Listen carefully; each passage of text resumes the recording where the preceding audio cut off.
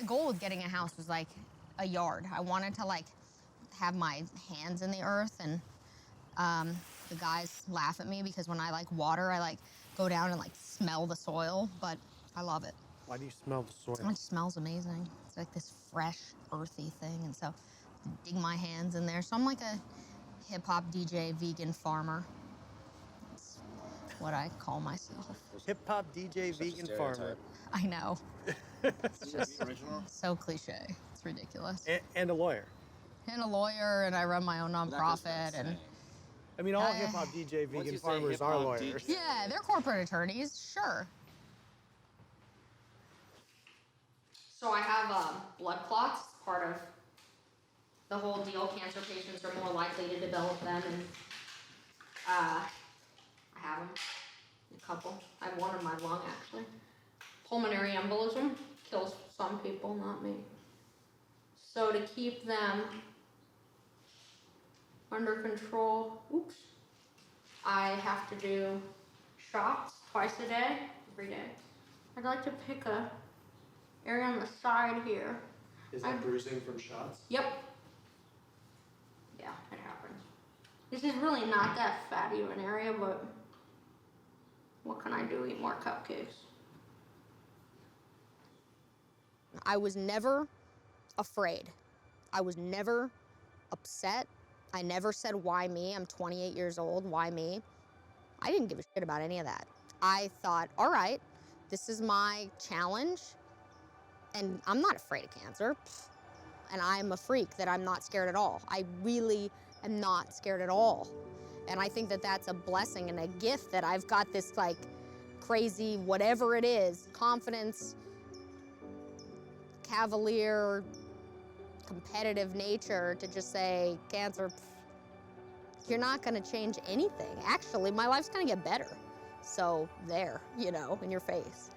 Every now and then, you meet someone who causes you to think about life a little bit differently than you did before. Smell that dirt. It smells good. It smells like dirt. I don't know why I like the smell so much. How can someone remain so incredibly happy in spite of such a frightening situation? That is what I was there to learn. Dude, smell this. Smell this bloom. Now That is amazing, right? that smells amazing. The dirt, I don't know about the dirt.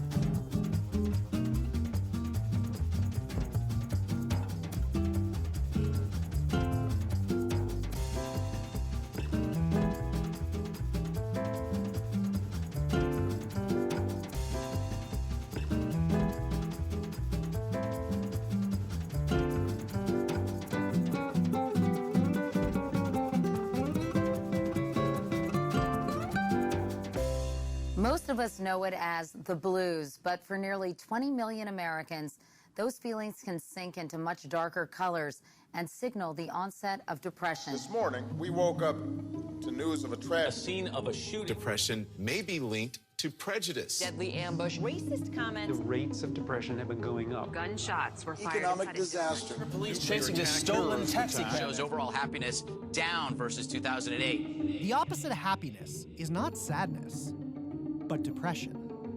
Happiness is enabling. Depression is crippling. And America? We're depressed. Our use of antidepressant drugs is skyrocketing.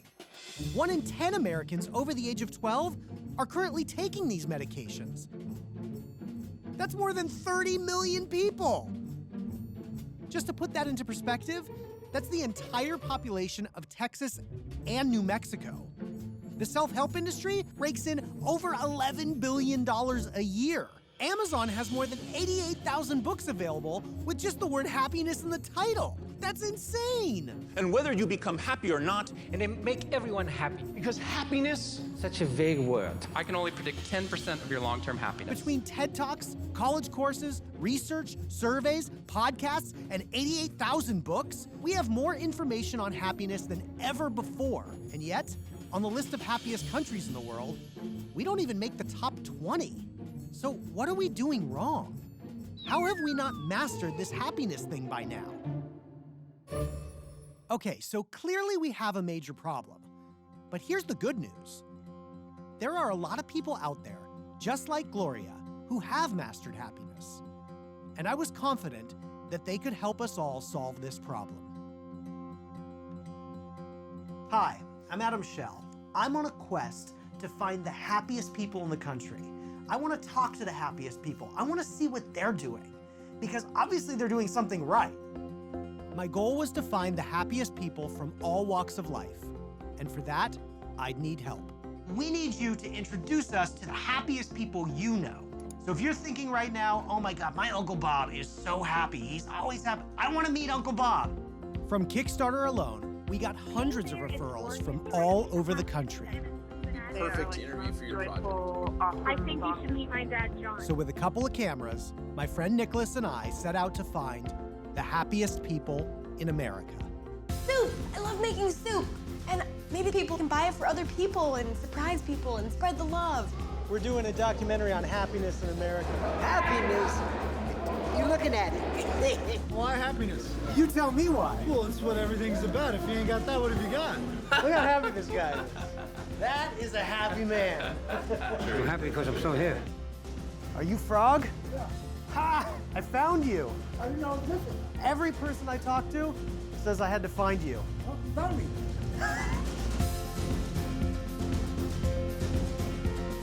People say, Dave, you just don't stop smiling. And I actually like created my own wrinkle around my, around my dimple.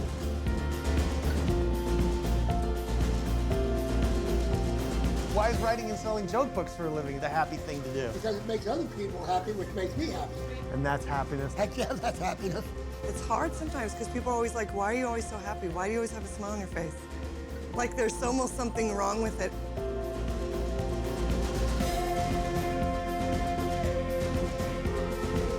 We interviewed over 400 people on this journey, and on it, I discovered the secrets to happiness. I'm going in the Oscar Mayer Wienermobile. I'm already happy.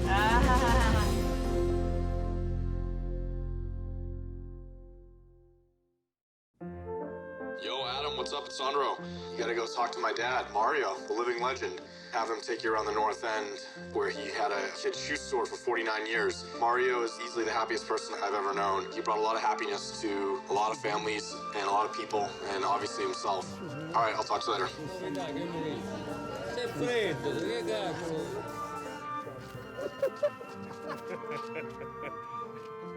He's entertaining, and he's charming, and he's elegant. And he looks great. One for you, one for me, one for you. The people that used to stop in my store, they keep asking me, I go to restaurant, they don't want to, you know what I mean? They don't want to spend a lot of money, huh? So I said, I got it, my house. I would love to be one of those strangers who found Mario in a shoe shop in a foreign city and ended up going to his house for dinner. I guess if you think about it, though, we kind of were those strangers. Wow, look at that.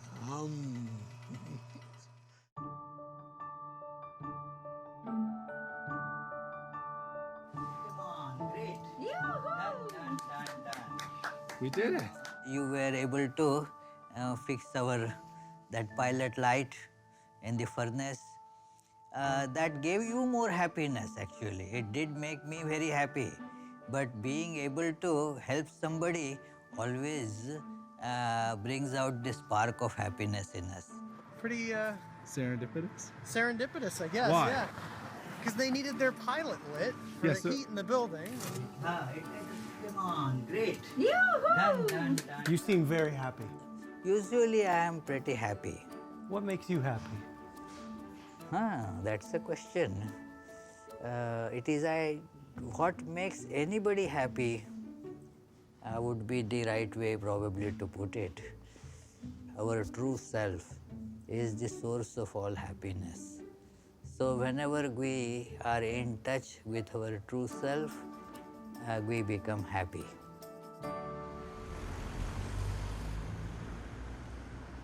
Okay, so let's do an exploration of happiness. Why happiness? Why does it exist? Why does it exist? Why do human beings all over the world feel happy? Not everyone, but a lot of people, and most people in a lifetime experience happiness. So what's it for? I think it's for, well, it can't be, for a moment, let me just run my mind here. I had no idea what I was talking about. If you were to say why fear, I can answer that. Okay, why? Protection. Okay. Survival. When you don't know the answer, change the subject. Okay, so why happiness? Well, I could tell you it's part of being human. Okay, now I was just really pulling stuff out of thin air.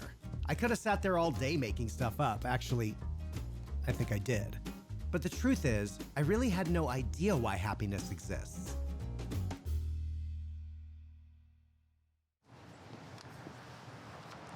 We're about to go talk to Rick Hansen, who is a neuropsychologist. Is the coffee cup in the frame? No. Good. No.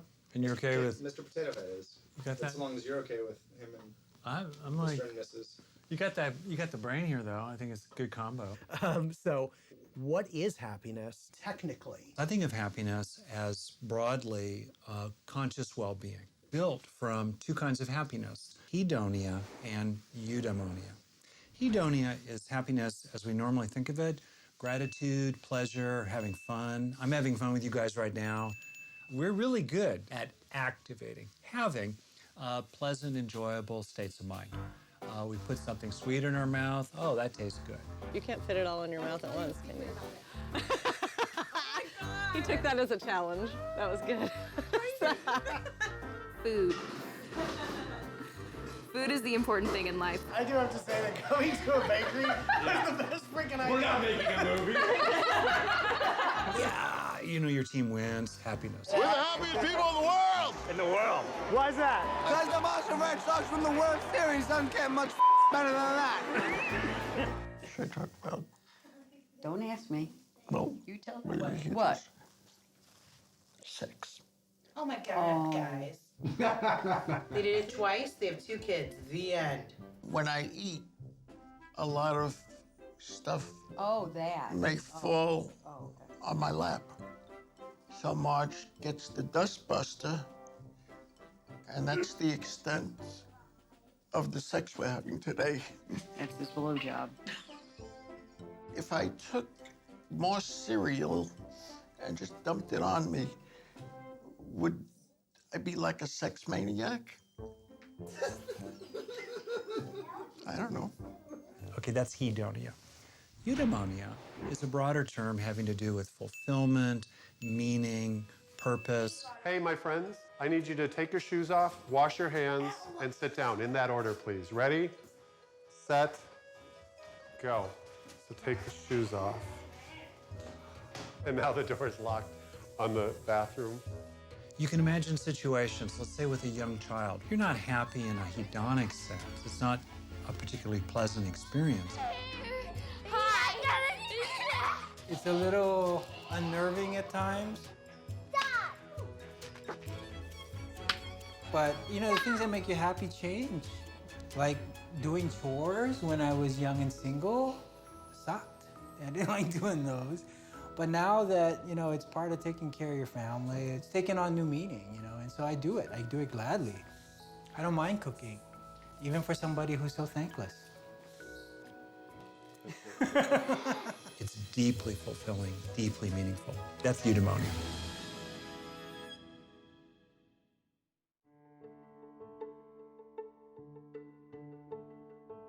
Everybody that knows you reveres you as such a happy person. You always bring light and sunshine into the room. Wake up happy. What is that?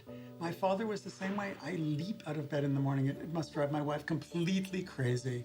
I mean, she's a much more rational adult person than I am, but I wake up every day, I think, what's going to happen today? What am I going to learn today? I literally leap out of bed. I'm so excited to wake up. I collect onion rings, and one of them is over 10 years old, and they preserve themselves. They never rot. They must be so full of preservatives. In your eyes, when somebody says the pursuit of happiness, what image comes to your mind? The first image I think of, it just came into my mind as you said that, is a moment when I was doing my field work in Brazil, in the Amazon, with a tribe called the Wausha.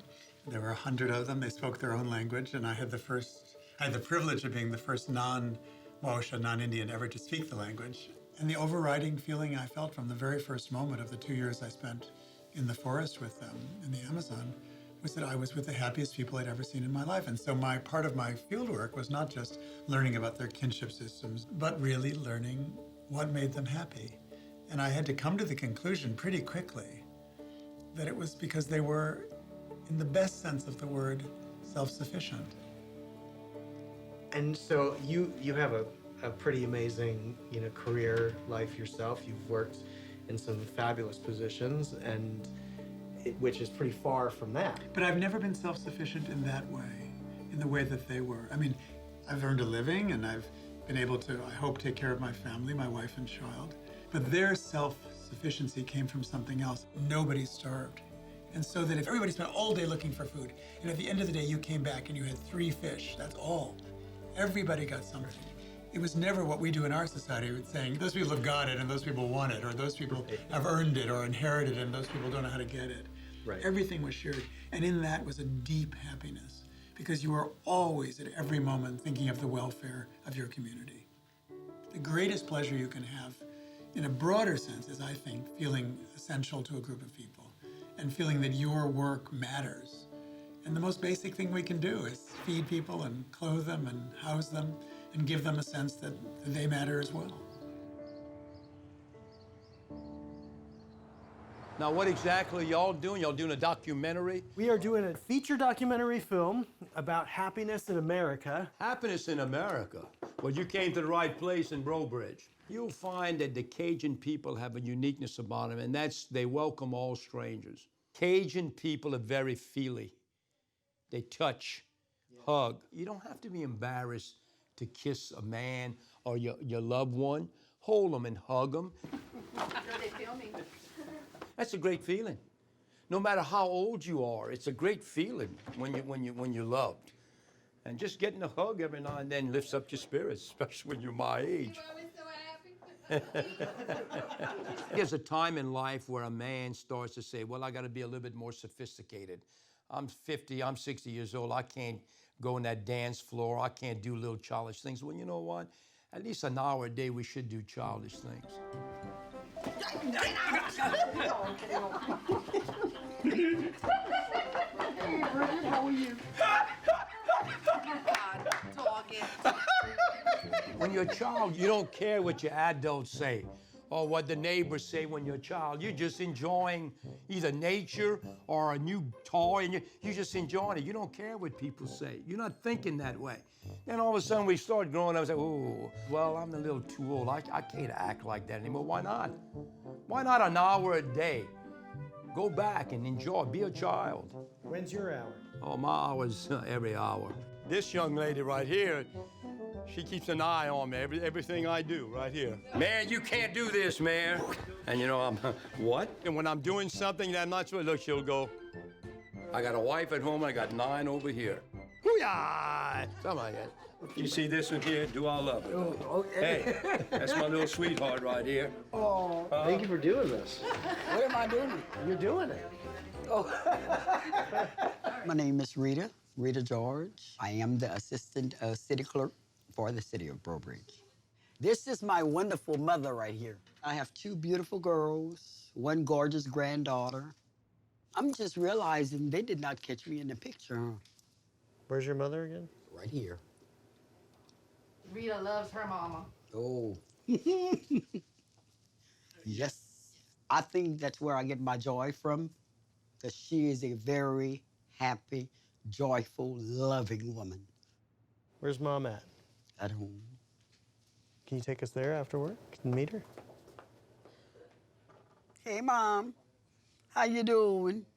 What are you up to? Do you feel like meeting a couple of strangers?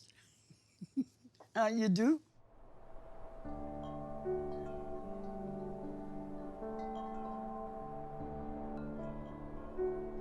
She was a single mom and did it without 1 ounce of complaint. That's right. We have never, ever heard her complain or be sad. If anything was missing, we would know it. You know, to have a mom you could count on, not everybody has that, you know, and to know that you can always come to her for everything, you know, it's grateful. It's a blessing. I know it's true. You do tell me that. She told us that she gets all her happiness from Oh, you. yes. She keeps everyone's spirits up. Oh, yes. Yeah, actually, that's what her front porch is used for. Right. Oh, yes. Come and dump your problems. I'll make it easy for you, and then you can free go when you're ready. Yeah. You could be a total stranger if you walked in and knocked on the Cajun's door. Come on, sit down and have a cup of coffee. You may not like the coffee, it may be too strong for you, but they'll never say, we're just a culture where we accept strangers. It's just a way of our life here. Strangers are not strangers, actually. What about you? Yes. My son said to me the other day, what would you do if the reverse happened? We're sitting at home, there's a knock at the door, and there's a naked man standing there. This is the reverse of you going to the Amazon. And through sign language, he tells you that he wants to live with you and us for the next 2 years and eat your food and follow you around and copy everything you do and repeat everything you say. Put up your bed. You can sleep right next to my wife and me and my child, and we'll tell you our dreams every morning. He said, you'd be calling the police in 2 seconds. Get this man out of my house. Right. He said, the generosity of a tribe, allowing someone to come in that way.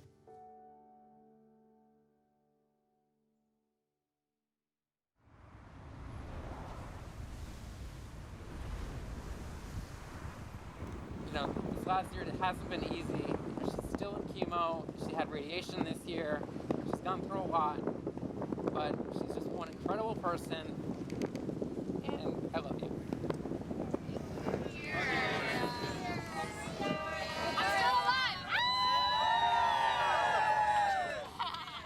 You really live Yeah. now, in Yeah. the moment. Yeah. And did the disease change that for you? Yes. I was really forward thinking in the past and really like I said earlier, it's like keep your head down and in this many years, it's going to pay off and you'll get to this goal. Whereas every day is an experience to get excited about and to be looking forward to. I'm looking forward to the next minute, you know?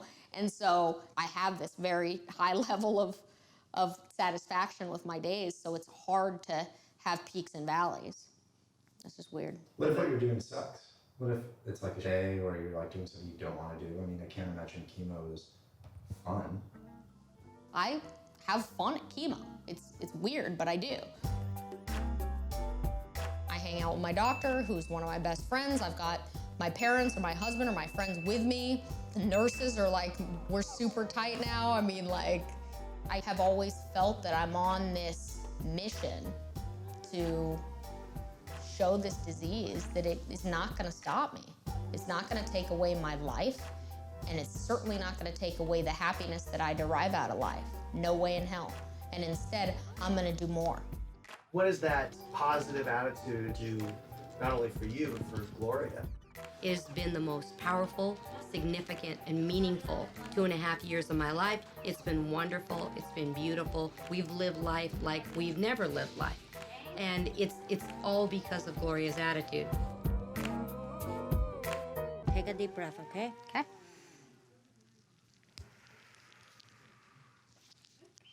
What would you, as post-cancer Gloria, say to pre-cancer Gloria? That my professional goals are not what should totally define me. It's just not, it was selling myself short.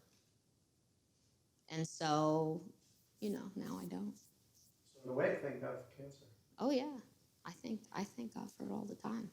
You know, if you could If you told me that you could wave a magic wand, take away my diagnosis, take away all of the surgeries and the chemo, the pain, the uncertainty about my survival, but you would take away the people that I've met, my relationship with my doctor, the patients that I've met because of the disease, because of the way that I've changed my mindset, just my life since, I would tell you, do not wave the wand because I want this. I want this diagnosis because I want this life that I've created for myself since the diagnosis. All right, why happy? If you take a look at our species is fundamentally a clan species. We are not the strongest species. We don't have the strongest claws. We don't have the sharpest teeth. We don't have the best eyesight. We don't run the fastest. We don't run the fastest. We're feeble physically, actually. So how do we survive? We survive in clans. So there's certain things that we do all over the world. Human beings do these things. And we are biochemically rewarded for doing those things with happiness. We keep doing them, and they ensure our clans.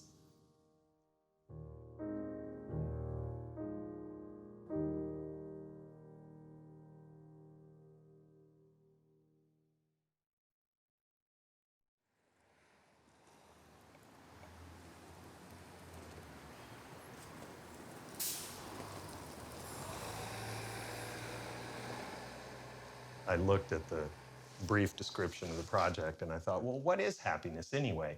It's a very unmeasurable, that's one problem with it, unspecified, that's the second problem with it, unclear thing to be focused on. And we all talk about it, but people are routinely in situations that they ought to be happy about.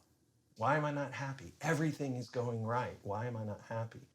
Take a look at these statistics. 255 million antidepressant prescriptions were dispensed in the U.S. Many of these meds induce anxiety and double the risk of suicide. So what are the true implications of a medicated America?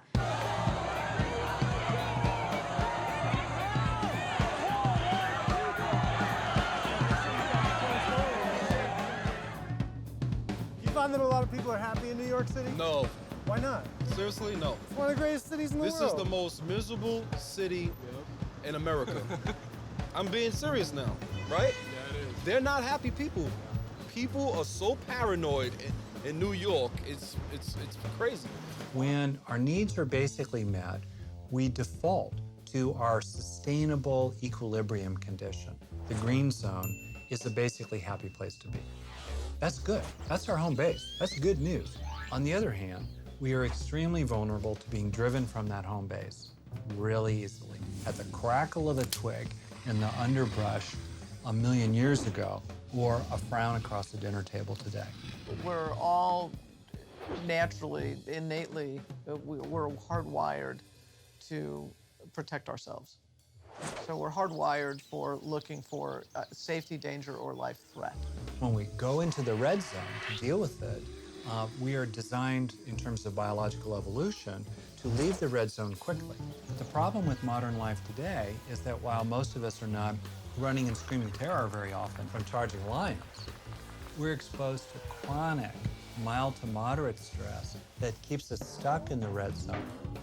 It isn't good for us, so it doesn't feel good to be fearful or frustrated or devalued or have your heart broken. These are the forces that exist, and people are bombarded with those experiences. So it's quality, huh? Yeah, look inside. You know what? Sometimes I would like to start again. Believe me. Why do you want to start again? I love it. It is a real art. It is a real craftsmanship. You know, look at it. Craftsmanship. Yeah, look at that inside. People always ask me, why do you get so crazy about your cartoons or whatever creative endeavor I'm working on? It comes from having personal pride in the work that you put out there, whether it's just that you're doing a drawing for your friend or something that's going to be consumed by millions of people. So absolutely that comes from him. You know, If you sell some item which you believe it, and I believe it, and I prove it, I sold thousands and thousands and thousands of pairs. But it wasn't just about the profit, was it? It was about the right shoes. Pride. I was proud of myself. Remember, the customer is always right. Unless they want to buy a shoe that you won't sell them. Ask him what would happen if someone wanted to leave the store. Oh, yeah. Oh, no, I stop it. I can't sell it. Hey, Mario, I need a new pair of shoes. Put on. Oh, I like. No, Joanne, it's too tight for you. You go to the wedding, right? Yes. What do you do when you are at the wedding? Drinking, eating, drinking, eating. And the food as well. Maria said, Joanne, can we make a dance? No, Maria, I'm sorry, the shoes hurt me.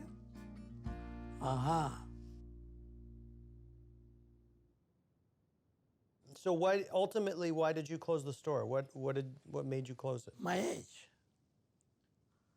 Everybody, Mario, when you retire, mine you.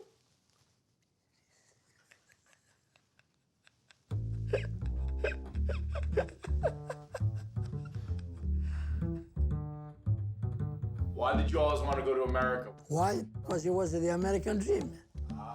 Tell me about, what did you know of the American dream? We see the movies and things like that. You know, advertisers everywhere, the American dream.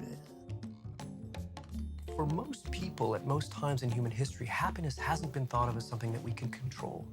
Happiness is in the hands of the gods. Happiness is ruled by fate. Happiness is what happens to you. You can't pursue it and carve it out for yourself.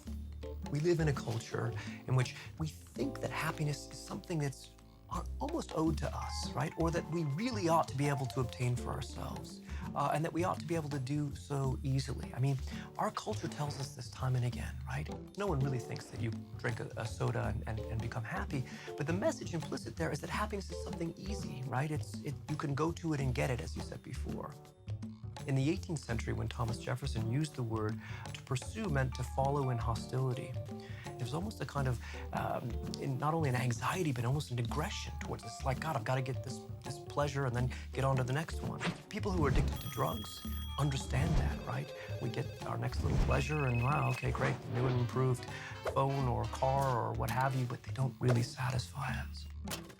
There's no orgasm, ultimate happiness, without non-orgasm. I mean, that sounds, when you think of it, most of our lives are spent in a non-orgasmic state. Unfortunately. Unfortunately, right? But the orgasms are key, and if it's all there, it becomes noise. It becomes shrill. It's texture. There's ups and there's downs, and there is no happiness without the sadness.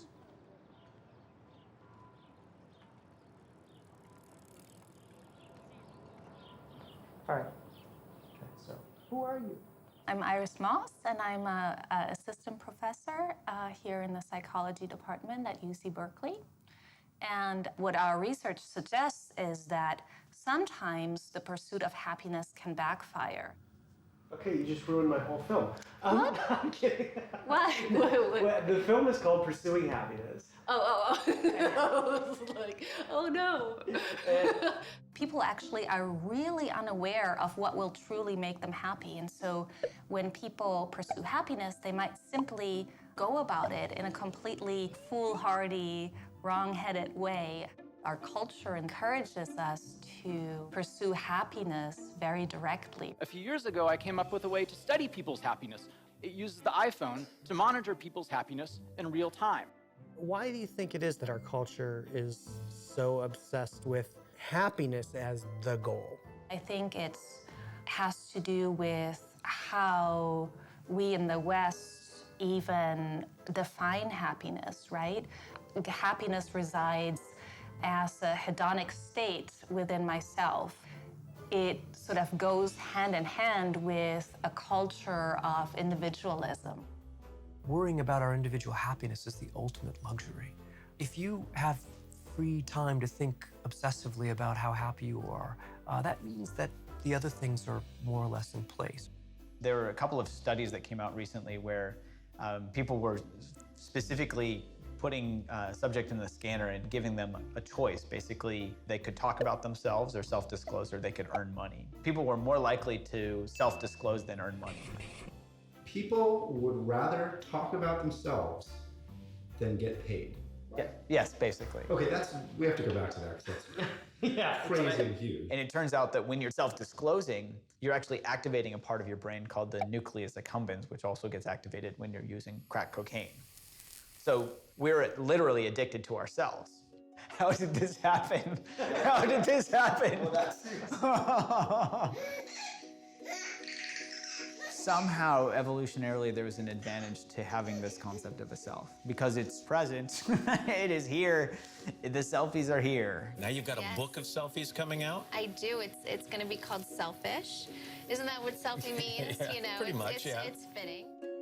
When we see how painful it is to be constantly trying to gratify ourselves, then we learn, okay, maybe this isn't the most efficient way of finding happiness. You have to look at the opportunity cost. You have to ask yourself, what do I get from this with whatever behavior it is that I'm doing? And so we start to seek other ways, and we start to see, you know, if I'm just with this environment, if I'm just being, I don't have to be feeding my own ego. I can actually just be, and it's better. I'm more content. I'm more equanimous. I'm more engaged, all of that. And, you know, that's what we teach people to do, is to help to be with all of this stuff rather than get sucked into it.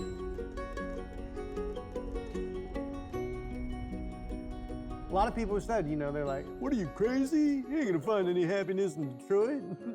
I've grown up in this city and I've valued, you know, what I have in my backyard. There's abundance of opportunity. And, you know, doors open up quickly here, you know, if people see that you're trying to do something to make a difference.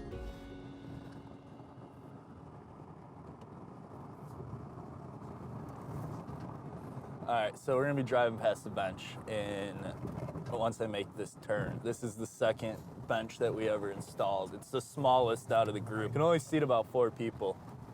We were kind of rushed to install it because the city didn't like us. We had to be like NASCAR. Out of the truck, attach it, and go. Yeah. A lot of wood here. Let's get that wood. I want that wood.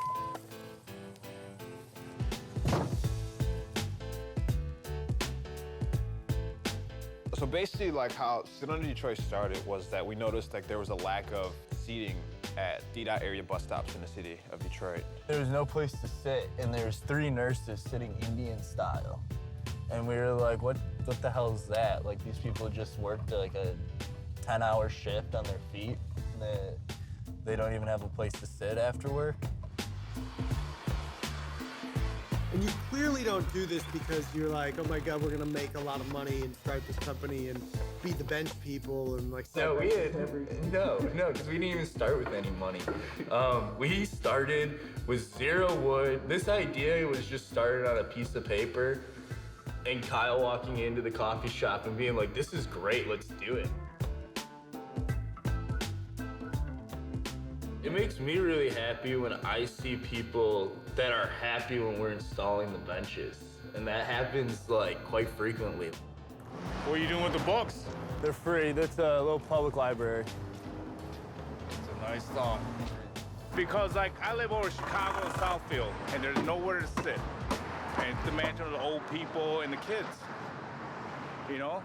So if it takes one person to see them doing it, caring and things like that, then maybe a few people will start caring. Take care, guys. Happy customers. Happy customers, I told you. That's the best feeling though, right there. That's the best feeling in the world.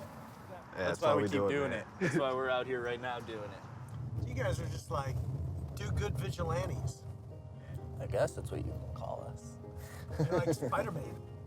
Yeah. You guys should wear costumes. So. Yeah, my dad calls us the bench bandits. You are the bench bandits. We are the bench bandits that come. We're in and we're out. One of the greatest things in the world is to make other people happy. I think my father told me that so many years ago when he gave me a gift once. I forget what it was. I said, oh, Dad, gosh, thank you so much. Gosh, oh, wonderful. And he said, you don't know how happy that makes me feel, because I'm twice as happy you are, because you like it. I said, what do you mean? He says, someday you'll understand that giving is far more enjoyable than receiving. You've spent your life doing that. Well, luckily, I spent my life doing that because, well, a great deal of it, because my brother Bob and I met Walt Disney, and that really gave us the opportunity to, say, spread a little joy in our work. I gave a lecture once at USC. I remember this. The Q&A came along, and this one guy, smart Alec, in the back row there said, Mr. Sherman, I said, yes, what is it? And he said, how much money did you make from Winnie the Pooh? And it struck me as such a crass, ugly, and mundane thing to ask. I said, there's a little girl in Texas that fell down a well. Her name was McClure, and they feverishly were digging a parallel well to pull this poor little child out before she died. And when her mother frantically was talking to her, she said, Mommy, would you please sing Winnie the Pooh for me? Because Winnie the Pooh was in a great tightness, and he got out, and I'm gonna get out. And she sang Winnie the Pooh to her for hours and hours. And when she got out, they were praising these wonderful men who went down there and dug the well and brought her out. And she said, I want to thank them so much, but most of all, I want to thank Winnie the Pooh. Well, it was, you know, there's nothing in the world can make you feel happier than that. So I said to the young man in the auditorium, I said, so that made me the richest man in the world. There you go, that's how much money I made.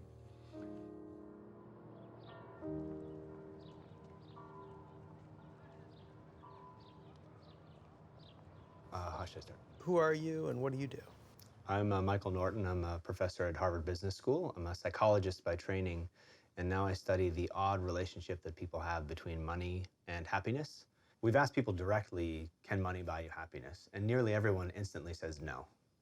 It seems obvious to them that money can't buy them happiness. But regardless, many people who answer no, it can't, still behave every day as though it can, because they keep trying to get more and more of this thing. Shop, shop, shop. That's what many people are doing this Black Friday. But is the pressure to shop getting to us? What the Carol? Push one of my kids out, we'll stab one of you mother.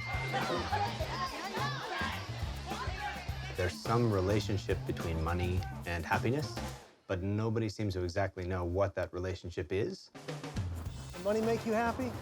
Money can make you happy and make you also, like, conniving, bro. Because you start thinking you better than people. You know what I'm saying? Money can bring happiness. Because, like, for me, I'll probably buy all the materialistic shit I want, but I'm still going to be miserable. So money, I guess, money is evil. Money's evil, bro.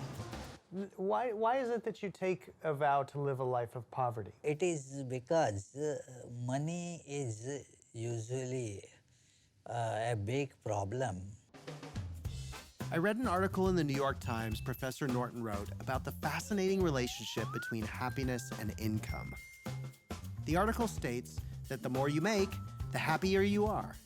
Though that only applies up to about $75,000 a year. And after that, the relationship completely falls off. We did a survey of very wealthy people. We asked these people, how much more money would you need to make to be a perfect 10 in happiness? All of them said 2 to 3 times more. And the funny thing about that is, if you make $1 million, you're telling us if I had 3 times as much, I'd be a perfect 10. But we have people who make 3 times as much. We have the $3 million people, and they're no happier. And when we ask them how much you need, they say 3 times as much.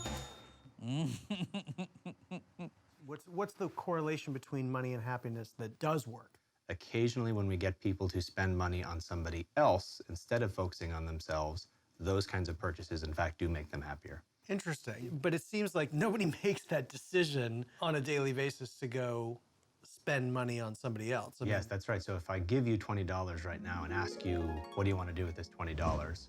The first 17 things you think of are something for yourself. It's really unlikely that's going to have a big impact on your day. But if you shift your focus out to somebody else, it's a different experience, it's a giving experience. That's the kind of thing that might actually make your money have an impact on your happiness.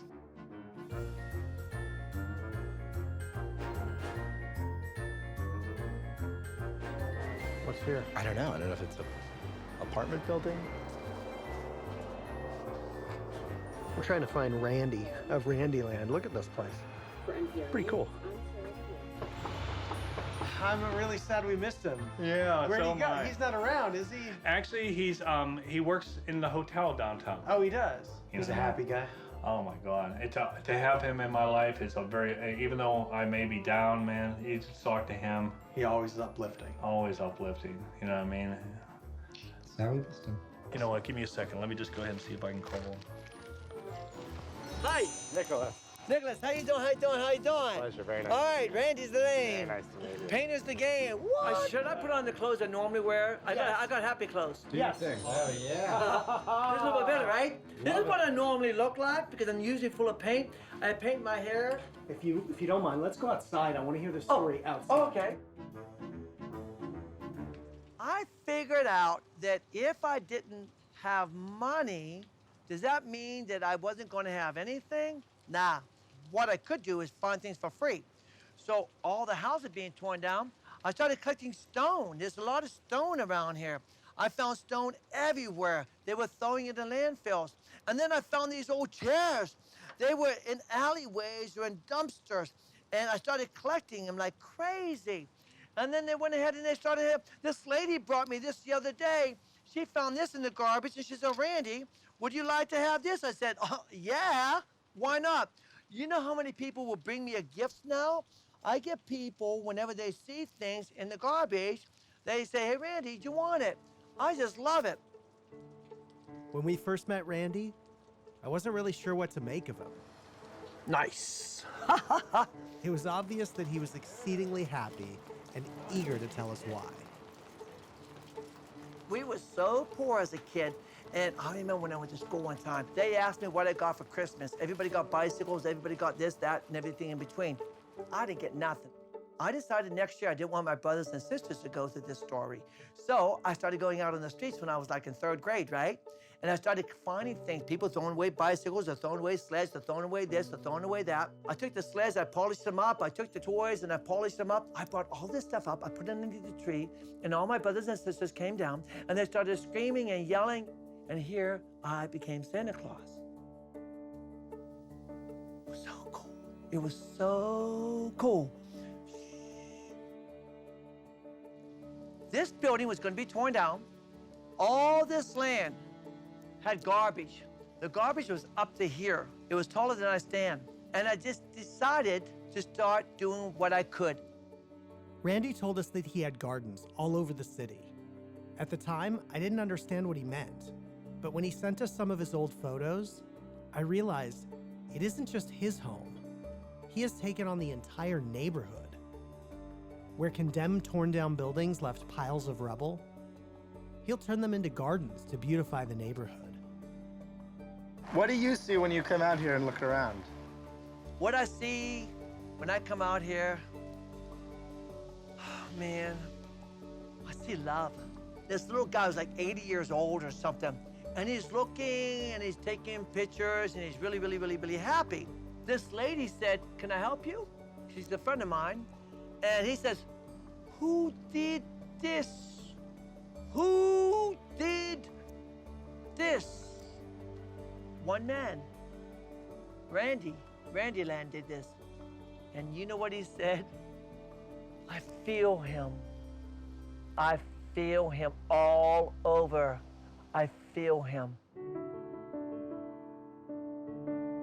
All of this that you see before you today, I want to give this to the people of Pittsburgh. I do not want this.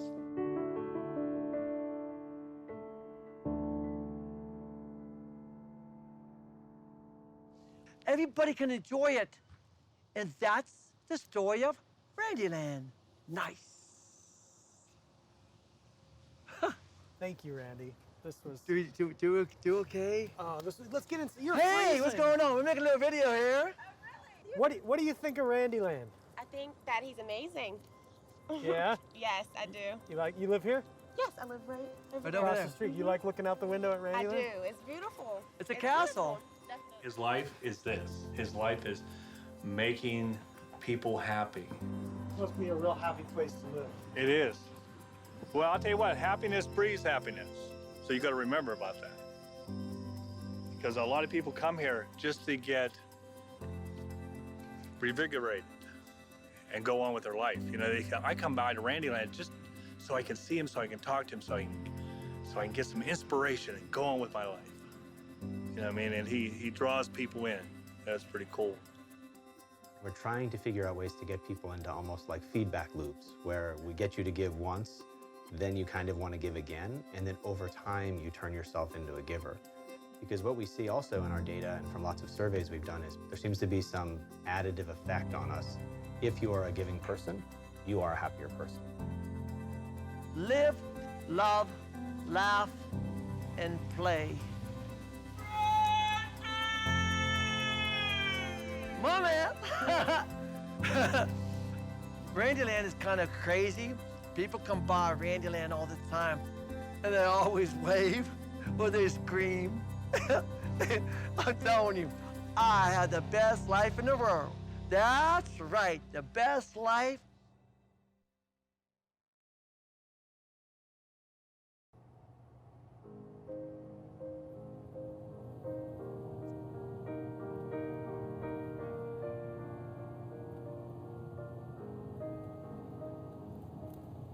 So we just got some really bad news that Gloria passed away last night. I mean, I really believed that she was going to beat this thing. I really believed that she was going to come out of this and make it. And it's sad that she didn't. It's really sad. Just watching her live the way she lived was incredible. She was not going to let that disease kill her life.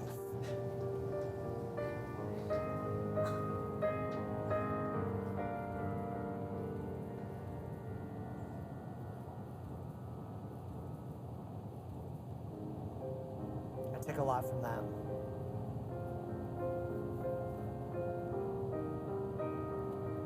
I love you, Gloria. We'll miss you. We really will.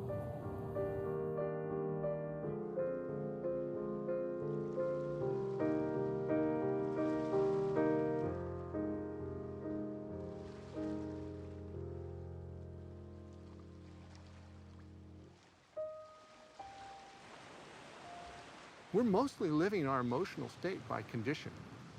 If life's going according to the script, we feel great. If life deviates from the script of, oh, this isn't what I wanted, I'm not where I thought I should be yet, I feel like I'm a failure, I'm behind my peers, we're not meeting the script, we feel less than. Those are all conditional things now that are automatically playing in our mind. But happiness is fundamentally an expression. So whatever you kind of put out there is what you get back. It's not so much what you put out there is what you get back. It is a matter of what you're putting out there is you're experiencing it as you put it out there. Something may or may not come back, but you already experienced it in the putting it out there. But if I'm with my partner and God, I love this woman, she's great, and she says, I'm gonna go be with somebody else. If my experience is then, damn it, I hate you, I'm experiencing hate. I stop putting love out there. But if I put out there, you know what? I want you to be happy. I really want you to be happy. And if that's what's going to do it for you, that's beautiful. I'm happy for you. But I mean, isn't that really, really difficult? Because there's a lot of emotions involved there that you're like. I didn't say it was easy. and I'm using a big example. Right. You know, kind of a big challenge for people, ultimate challenge for people. Yeah. Yeah, but what's the choice? To be angry? A lot of times people work themselves around. They may take 5 years to turn around and be expressing love and gratitude about that change in their life. Or you can do it in 5 minutes, you can do it in 5 seconds, you do it in the moment. But working yourself to do it in the moment, that's practice.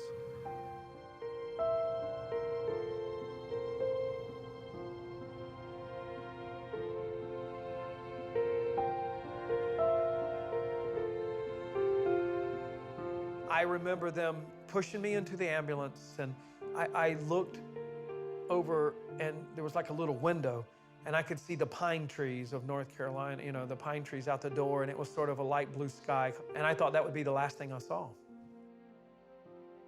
And I woke up in the burn center in Chapel Hill on a debridement table. And I look around, and there's like 30, 35 people all standing in there looking at me naked. And I don't really recall, but the doctor told me later that he goes, I knew you were going to be okay because you kind of looked up, picked your head up, looked around the room, saw everybody there and said, damn, I hope somebody charged admission because this is going to be expensive. So he goes, I knew you were going to make it. Despite everything that he's had to go through, he always does anything and everything with a smile, and he makes other people smile, which I think is more importantly about his happiness. Always find the funny. I mean, that's what I do. I look for the funny. I think life's too short. Most girls going through puberty don't have to experience with their father was bra shopping. That was a good time. He made me feel comfortable. There were jokes. There were, you know, why do you need all those rhinestones on a bra? It's just going under your clothes. You know, those one-liners that in a situation for me could have been really awkward, he made fun and he made comfortable. And I think it's part of the happiness thing that he makes people feel comfortable around him because they can kind of look past it into a sense of humor and happiness. Technically, I'm known as an upper extremity bilateral amputee. That's politically correct for look, there are no hands. I'm just a happy hooker. At what point did they amputate your other arm? Because you said it was about a month later. This one was just missing the thumb, and Dr. Peterson came in. He said, if we amputate your hand, then you can wear a prosthetic, and that will do more good for you, you know, than a dead hand. And so I consciously, that was the hardest decision I had to make. It was March the 11th, I remember. I made the decision to chop my hand off. And that was hard. So that was the night I cried, but that was the only night I cried. And I agree with him. If I just had a dead swinging hand there, I have done much more and been able to accomplish much more with 2 prosthetic hooks. Yeah, that's me. That was me scuba diving. That's when I first soloed an airplane. Flying's the second greatest thrill known to man. What's the greatest? Landing.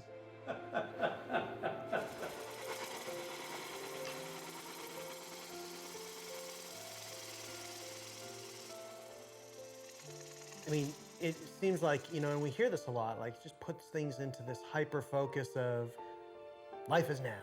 Yeah. Life is right now. I mean, I almost died on that table in that hospital or in that ambulance. I was 30 years old when I lost both my hands. I studied piano for 17 years. So at 30 years old, I lost my hands. I had studied piano for over half my life. I think it just comes from being content. So that's sort of the way I looked at not being able to play the piano. You know, the first thing I went out and did, though, was buy a 7.5-foot concert grand piano. So, I mean, I can't play it, but I got it. You know, so I get to, you know, kind of live my piano playing vicariously through my daughter in a way.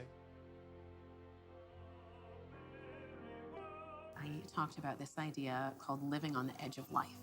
And the idea of living on the edge of life is those people who have had either a near-death experience or, you know, or someone that they love has become so close to being lost, or maybe they have lost someone. And in that moment, you know, that's when you realize what it's all about. You know, you realize that there is something bigger than the way you've been living.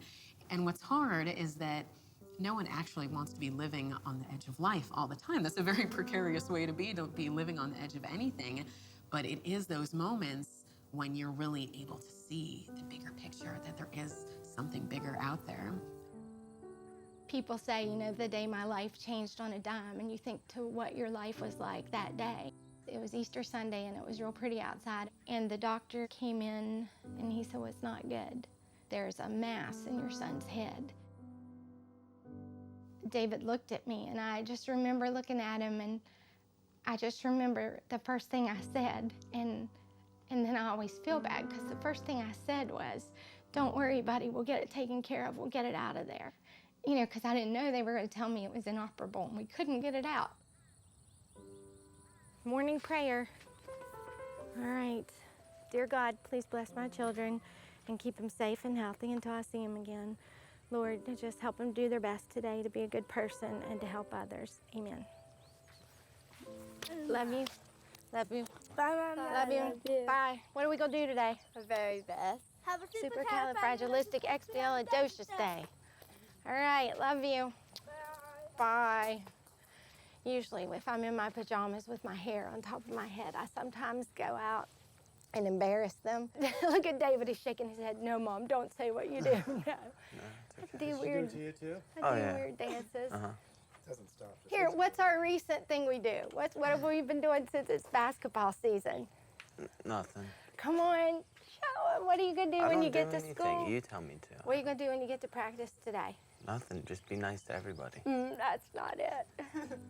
Box people out. Box them out. You're getting That's what boxed she and he does. tries to get out of the school, out of the driveway. He's got to box me out to get out of the garage. Can you tell me about the tumor?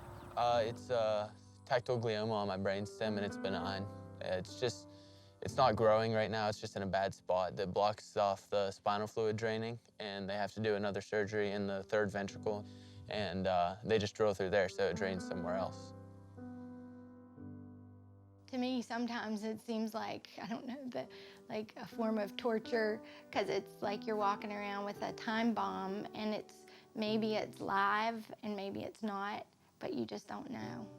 Because that thing, if it moves a millimeter, maybe it'll stop his breathing, maybe it would stop his heart, maybe it would affect his eyes. Have you ever considered moving closer, moving to Pittsburgh or a big city? If they said you can sit in Children's Hospital with him and always be safe and be assured that we can get him out of any sort of trouble, versus let him go out there, maybe he lives 2 years and get in trouble and you have to race back here in a helicopter or an ambulance. I mean, I think the clear choice is that you go live your life. There's this beautiful teaching in Judaism, Kol ha'olam kulo gesher tsar ma'od va'ikar lo lefached klal, and it means the whole world is a very narrow bridge, and the most important thing is not to be afraid. And I love those two ideas together, that idea of living on the edge of life and being on this narrow bridge, because it does say that you're always, on the precipice of falling into something, but that as long as you're not fearful, as long as you're moving forward with intention, that maybe you're able to sort of not be so afraid of the depths or whatever out there is that's so scary, and you're just able to wake up each morning and say, I am here another day. What am I going to do with this life that's been given to me? I try and live like I don't even have this tumor. I try and forget about it, to an extent. Just really keep doing what I did before it was even here.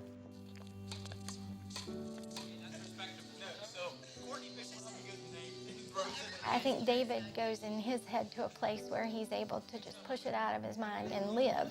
And I think in my mind, I mean, I've learned to do that, but still in the back of it, I'm always preparing for, okay, but what if something happens?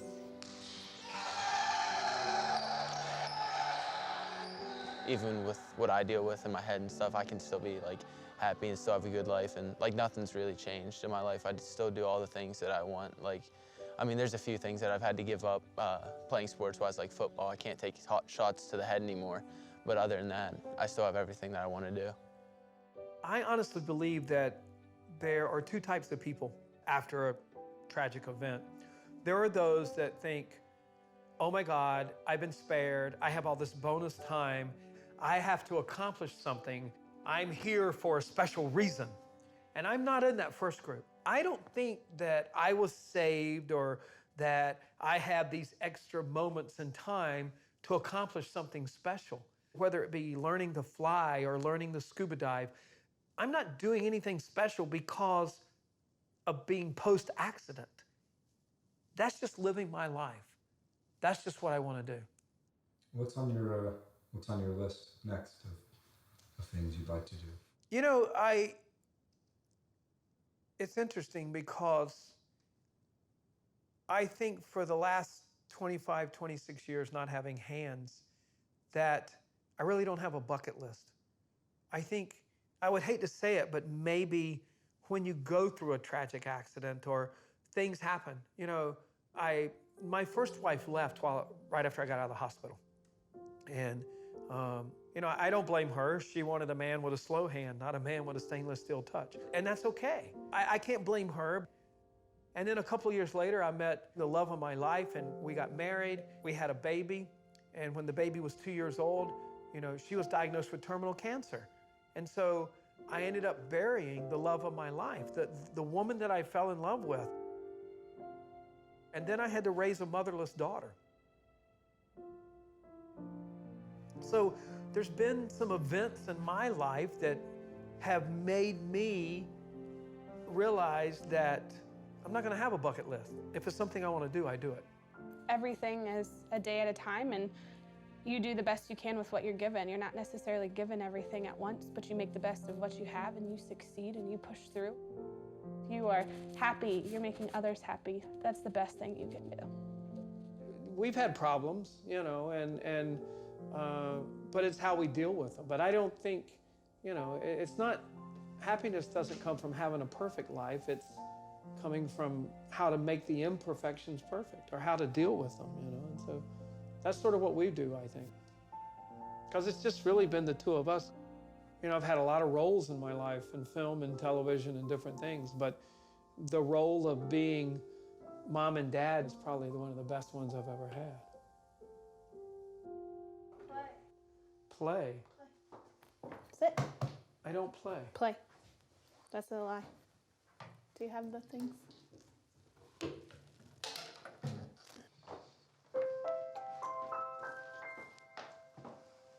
You wrote this?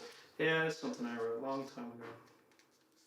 But I can't do it now like I used to.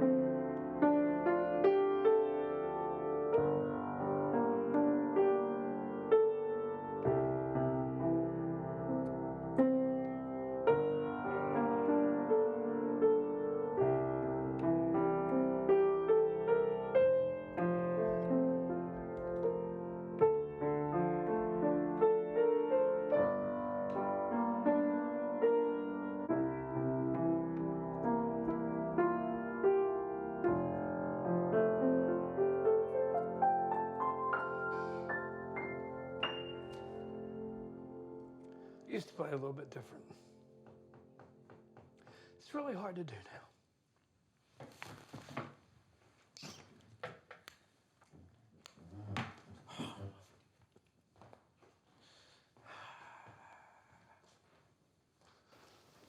How long ago did you write that? 12, 13. It was for my mom.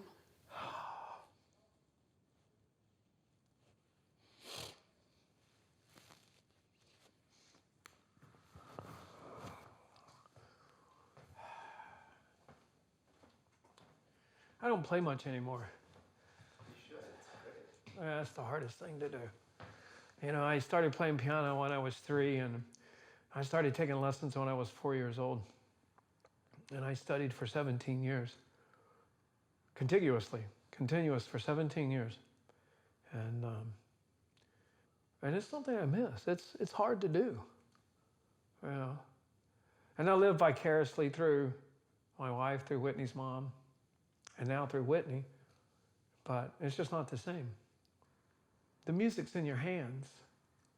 I mean, I know it's your head and hands and your brain and all that, but it's really when you just sit down at the piano and put your fingers on the keys that the music comes out. So it's hard. I wasn't planning on doing that.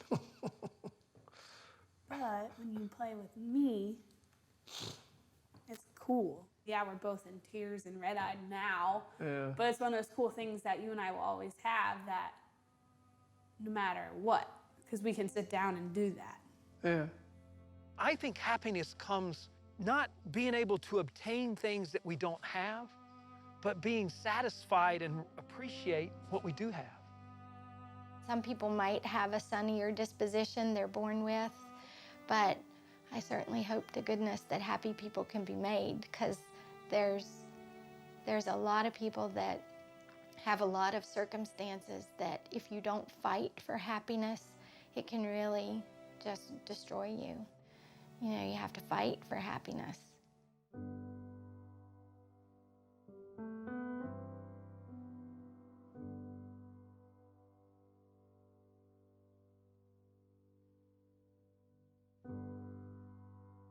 She had a saying that she said, "You came into my life and you brought me joy."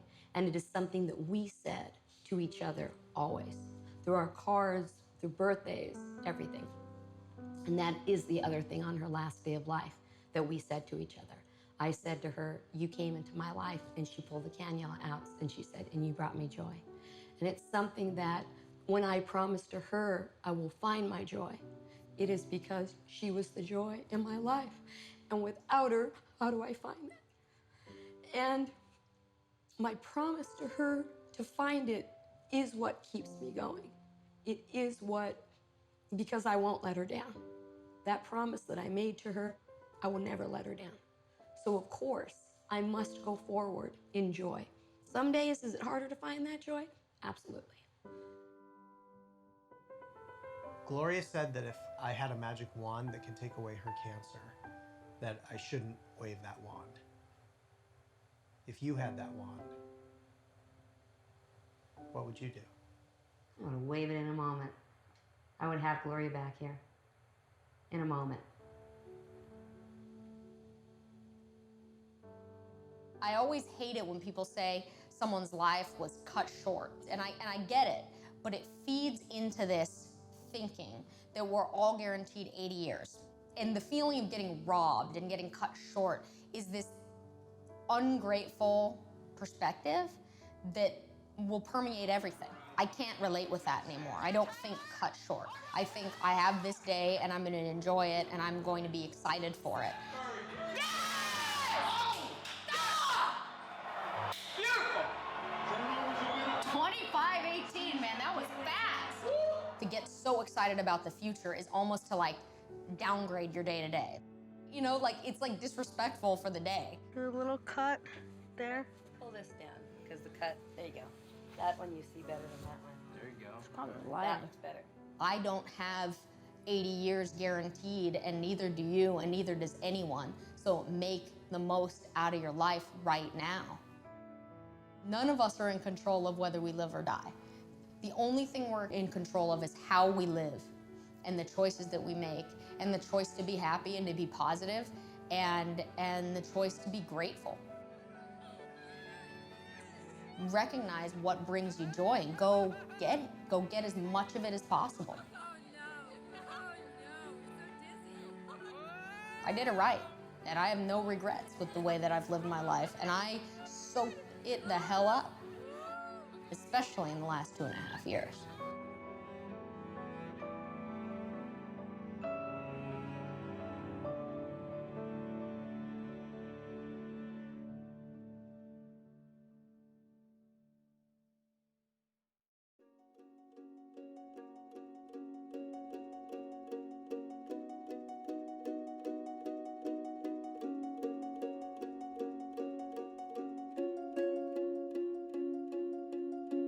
For nearly 2 years, we traveled the country in search of the secrets to happiness.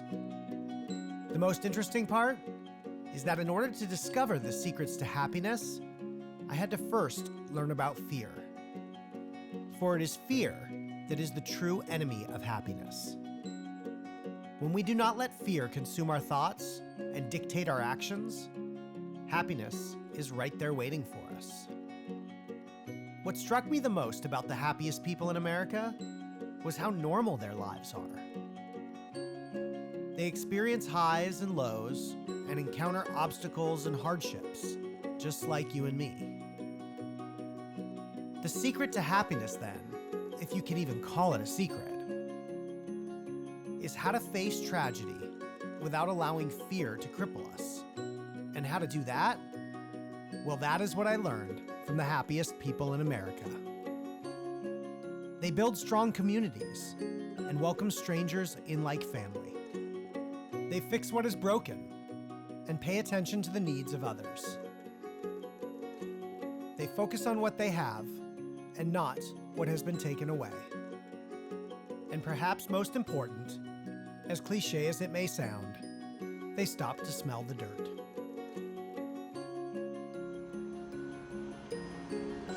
The same year I started this project, 193 member states of the United Nations adopted a resolution calling for happiness to be given a greater priority in how we make public policies. So a year and change after we start, we're off to the UN. How weird is that? Today, those countries celebrate a day of happiness every year to commemorate that resolution. It has been an incredible journey, and we've met so many inspiring people that have enlightened us in ways that we never thought would happen. And now it is up to each and every one of us to adopt that same resolution and make happiness a greater priority in our own lives. I hope that the happiest people in America have inspired you the way they have inspired me. We got keys to the city. This is amazing. What better city to get a key to? And what better? Come to Brobridge.